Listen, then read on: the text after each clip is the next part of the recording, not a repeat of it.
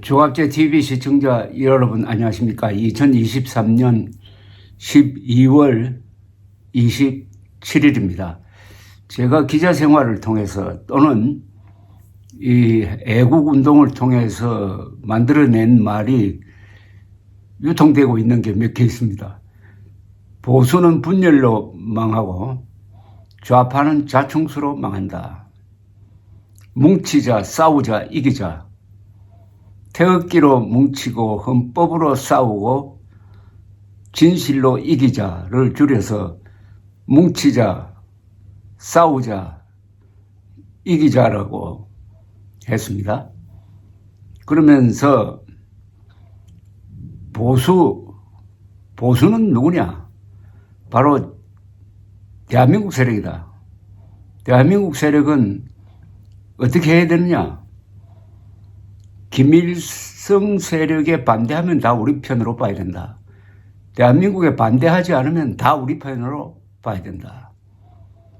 그러면서 한자로 세 가지 행동 윤리를 제가 외치고 다녔습니다.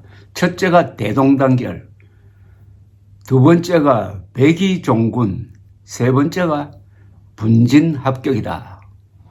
대동단결, 백의종군은 별도의 설명이 필요 없겠습니다만은 분진합격은 뭐냐? 목표만 같으면은 각각 따로 진격을 하다가 마지막에 힘을 합쳐야 된다. 그 말입니다. 분진합격, 대동단결, 백의종군. 이게 제가 생각하는 한국 보수의 행동윤리다. 이렇게 정리한 적이 있습니다.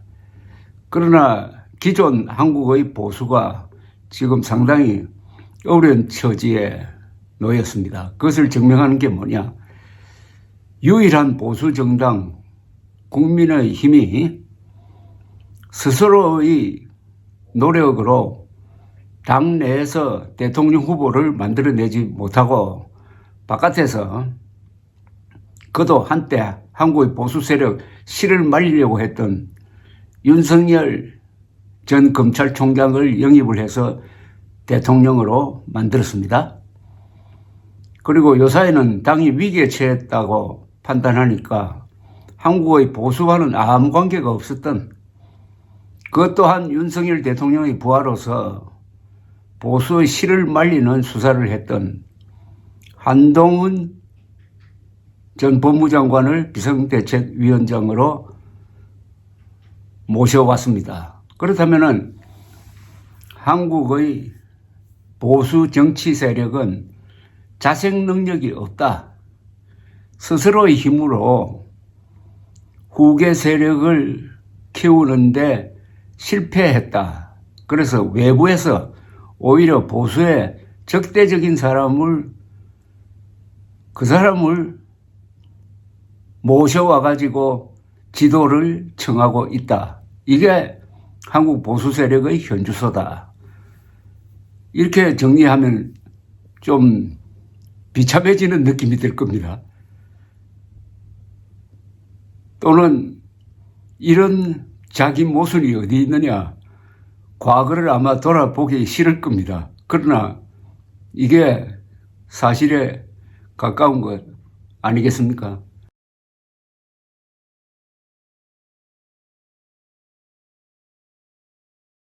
그렇다면 한국의 보수 세력은 왜 이렇게 초라하게 되었느냐. 그걸 알고 넘어갈 필요가 있습니다.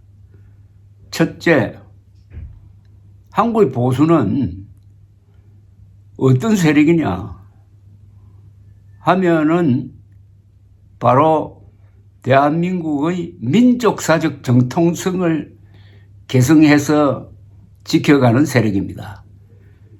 한반도의 기본 대결 구도는 어떠냐? 민족사의 정통성과 삶의 양식을 놓고 다투는 타협이 절대로 불가능한 총체적 권력투쟁입니다. 민족사적 정통성이란 건 뭐냐? 북한 노동당 정권이 정통성이 있느냐? 대한민국이 정통성이 있느냐의 싸움이 바로 민족사적 정통성 놓고 다투는 역사전쟁입니다. 여기서 지금 한국의 보수 세력은 밀리고 있습니다. 밀리고 있다는 증거가 뭐냐?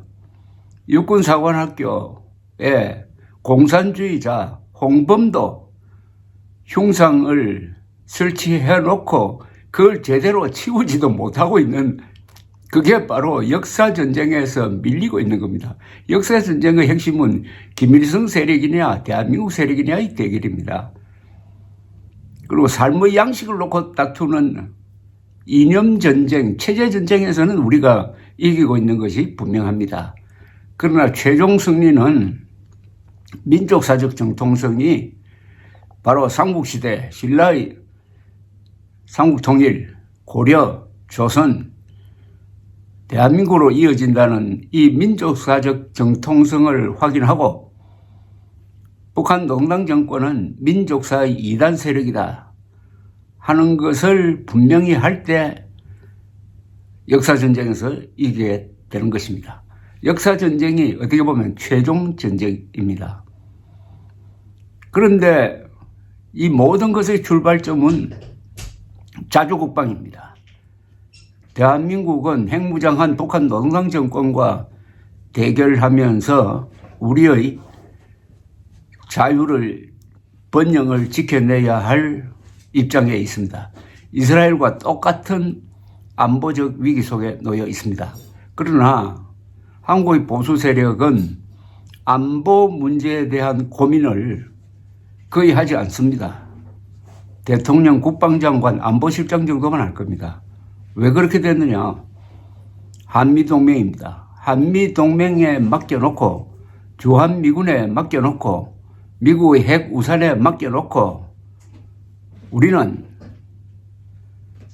우리의 이익과 관계되는 사건에만 관심을 가진다. 핵 문제는 미국이 알아서 해줄 것이다. 이렇게 나오는 겁니다. 보수 세력은 그 핵심이 안보여야 합니다. 안보에 관한 한 좌우가 없어야 됩니다. 여야가 없어야 됩니다. 그러나 안보를 미국에 의존하니까 한국의 보수 세력조차도 노예 근성, 사대주의에 빠지게 되고 무책임한 존재가 되었습니다. 죽고 사는 문제를 미국에 맡겨놓으면은 그 순간부터 국민들, 그리고 특히 지도층이 타락하게 되는 것입니다. 여기서 한국 보수는 껍데기만 남게 되었습니다. 안보를 미국에 의존하고 북한이 핵개발해도 우리도 핵개발해야 된다는 이야기조차 꺼내지 못하는 비겁한 존재가 되었습니다. 이렇게 되니까 김일성 세력이 한국의 보수를 우습게 여기게 되었습니다. 이렇게 되니까 한국 보수 세력조차도 간첩을 원수로 대해야 할 텐데 간첩을 그냥 친구처럼 이렇게 대하는 무력감에 적게 되었습니다. 이런 태도에서 자연스럽게 자유통일을 포기하게 되었습니다. 자주국방의 목표는 자유통일입니다. 자유통일은 대한민국 헌법의 명령입니다. 헌법 1조, 3조, 4조가 대한민국의 목표는 국가 의지는 북한 노동당 정권을 평화적으로 제거하고 자유통일을 이룩함으로써 한반도 전체를 헌법 제1조 민주공화국으로 만든다고 분명히 못을 박았는데도 자주국방 의지가 없으니까 자유통일의 이상도 결국 포기하고 말았습니다.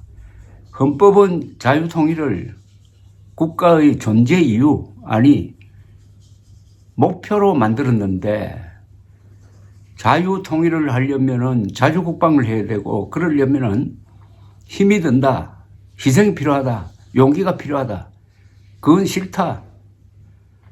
이렇게 됨으로써 결국은 한국의 보수는 웰빙 세력으로 전락하게 되었습니다.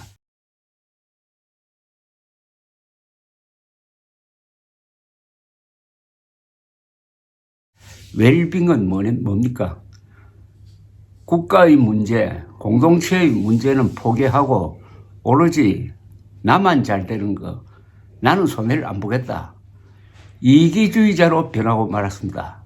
비겁자로 변하고 말았습니다.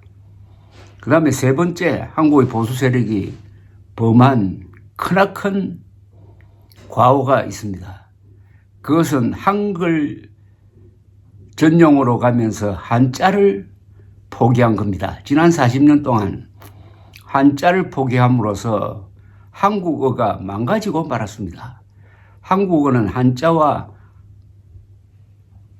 한글을 같이 써야 정확하게 표기가 됩니다. 한자를 포기하니까 한국어의 70%는 한자로 써야 정확한 의미가 전달되는데 그게 안보가 되었습니다. 때로는 소리가 되었습니다. 한국어가 파괴되고 반신불수가 되면은 한국인의 사고방식이 그렇게 되는 겁니다. 언어는 사고를 지배하고 사고는 인간의 행동을 지배하게 되는 겁니다. 이 언어에서 한국의 보수 세력이 큰 실수를 했습니다. 이승만 대통령도 박정희 대통령도 한자를 포기함으로써 한국어가 망가지고 어휘력이 줄어들고 문장 해동력도 약해진 그 결과는 교양 있는 국민들이 작아지는 겁니다. 특히 국가 엘리트가 만들어지지 않습니다. 국가 엘리트는 교양이 있어야 합니다. 인문적 교양, 역사, 문학, 철학, 예술, 스포츠, 이것은 언어를 정상적으로 쓸 때만 가능한 겁니다. 언어가 망가지면 문학도 안 되고 철학도 안 되고 역사도 안 되고 예술도 불가능합니다. 이 기반, 교양의 기반이 지난 40년 동안 무너졌는데 특히 보수가 치명적 타격을 받았습니다. 보수는 교양 있는 사람이라야 합니다. 젠틀맨이라야 합니다. 그러려면 정확한 언어를 사용해야 됩니다.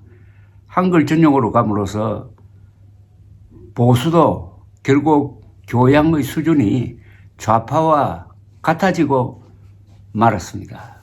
여기에 박정희 대통령이 실수한 게 명문고등학교를 없애버린 겁니다.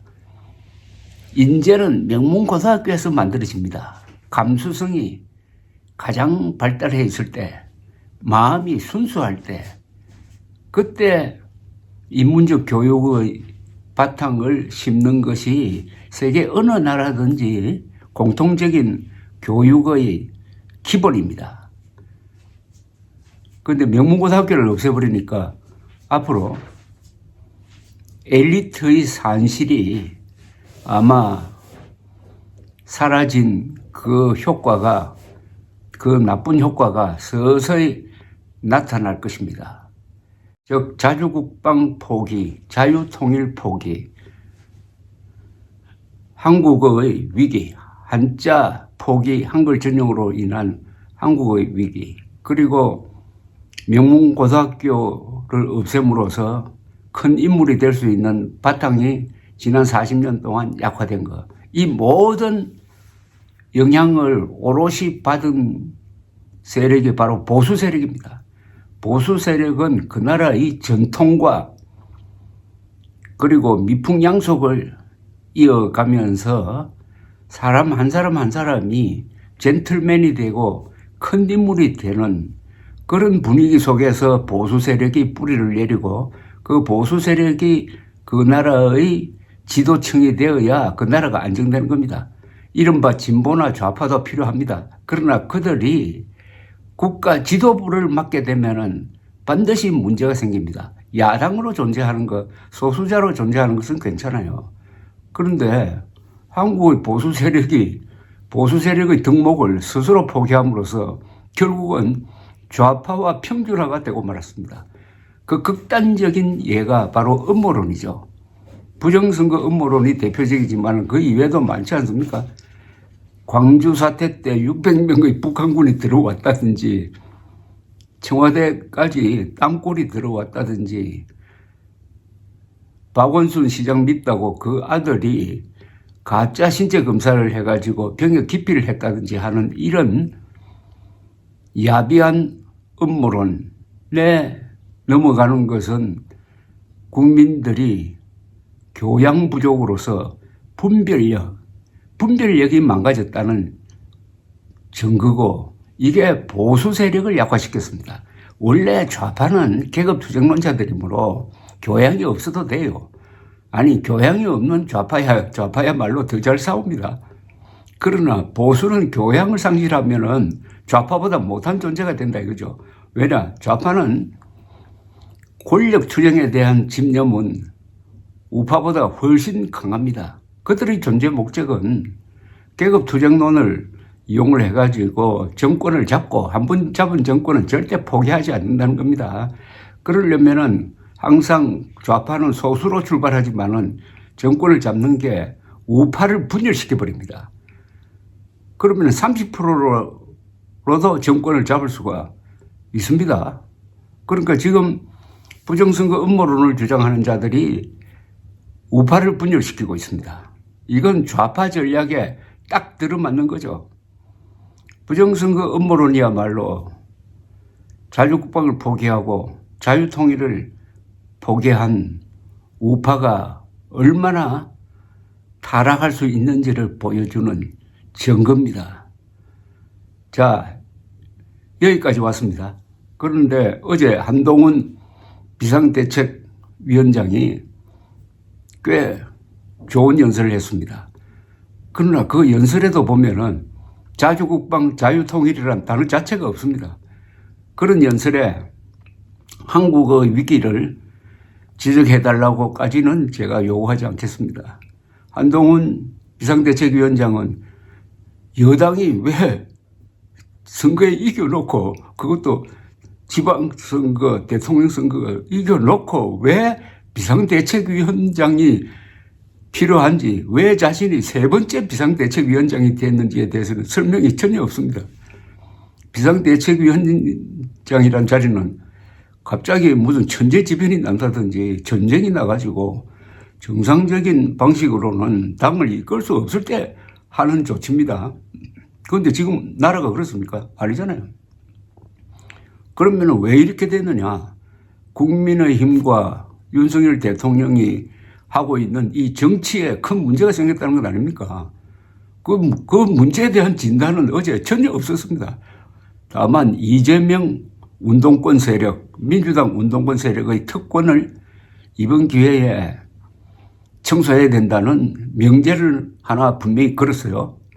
그건 잘한 겁니다. 그거 꼭 필요합니다. 그러나 그렇게 되려면은 왜 비상대책위원회가 왜 필요했고, 자기가 왜 세 번째, 그것도 2년 사이에 세 번째 비상대책위원장이 될 수밖에 없었느냐 하는 국민의 위기, 윤석열 대통령의 위기, 한국 보수의 위기에 대한 진단이 있어야 될 것 아닙니까? 그 진단은 없었습니다. 그 진단을 제가 한다면은 뭐 제가 할 필요도 없죠. 모든 사람들이 알고 있는 거죠. 대통령 중심제 하에서 대통령이 제왕적 권력을 행사해가지고 정당을, 국회의원들을 부하처럼 부리면은 거기서 문제가 생긴다. 이제 한국의 민주주의는 정당 내부가 민주화가 되어야 한다. 국회의원 한 사람 한 사람이 독자적인 판단과 목소리를 가지고 대통령의 부하가 아니라 여론에 신경을 쓰고 당원들의 지지를 얻으려고 노력을 하고 해야지, 오로지 대통령실만 바라보면서 대통령실의 지령에 따라 움직이는 그런 로봇이 되어서는 안 된다. 정당 민주주의가 안 되면은 이 자유민주주의라는 것도 결국 헛것이다.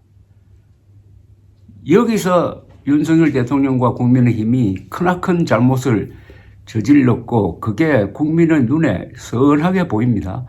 그런데 한동훈 비상대책위원장은 그 문제에 대해서 일체 대안을 내놓지 않았습니다. 그 대안이라는 게 뭡니까? 국민의힘이 이번 총선만큼은 윤석열 대통령의 지시를 받는 게 아니라 협력은 할 수가 있죠. 또 협력은 해야 되죠.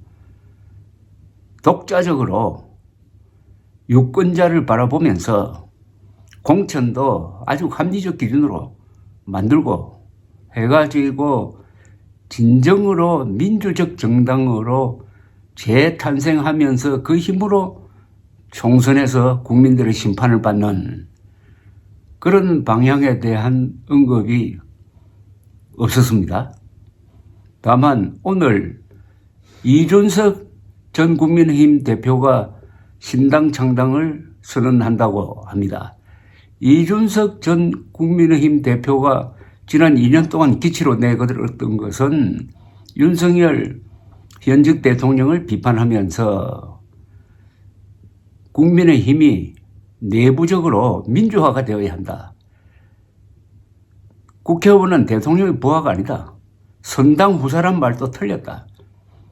당이 결심하면은 우리는 따른다 하는 북한식 선당 후사로는 안 된다 하는 이런 문제 제기를 했던 그 연장선상에서 신당을 만든다고 합니다. 그런데 이준석 전 대표는 국민의힘 대표 자리에서 쫓겨나오면서 윤석열 대통령과 서로 각을 세우면서도 보수를 포기하지는 않습니다. 홧김에 뭐 한다고 좌파로 가버린다든지 민주당과 손잡지는 않아요. 38살의 천재적 정치인이 보수의 기치를 계속 가져가면서 이런 보수는 안 된다. 새로운 보수가 필요하다. 그 새로운 보수는 자유를, 공정을 신념으로 삼아야 되는데 특히 자율, 공정, 자유의 괄호 안에, 자유라는 단어의 괄호 안에 자율과 공정을 집어넣어야 한다. 특히 공정. 이준석 전 대표의 말 중에 청년이라고 특별 대우할 필요 없다. 장애인이라고 특별 대우할 필요 없다. 호남이라고 특별 대우할 필요 없다. 공정하게만 하면 된다. 하는 이런 주장을 지금까지 계속하고 있는 이준석 전 대표의 신당 출범은 한국의 보수 세력이 새로운 돌파구를 만들 수 있는 하나의 시도가 될 수 있을 겁니다. 물론 논평가로서 유명한, 토론자로서 유명한 이준석 전 대표가 신당을 만드는 데서도 성공한다는 보장은 없습니다. 신당이라는 것은 군대를 만드는 것과도 같아요. 어렵습니다.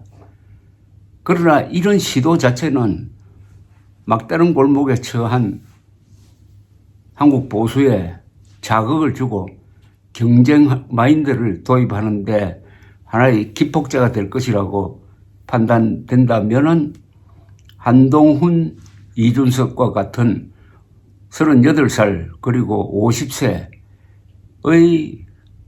새로운 기수가 새로 한국의 보수 세력을 활성화시킬 수 있는 계기가 될지 모르겠다 하는 그런 생각을 합니다.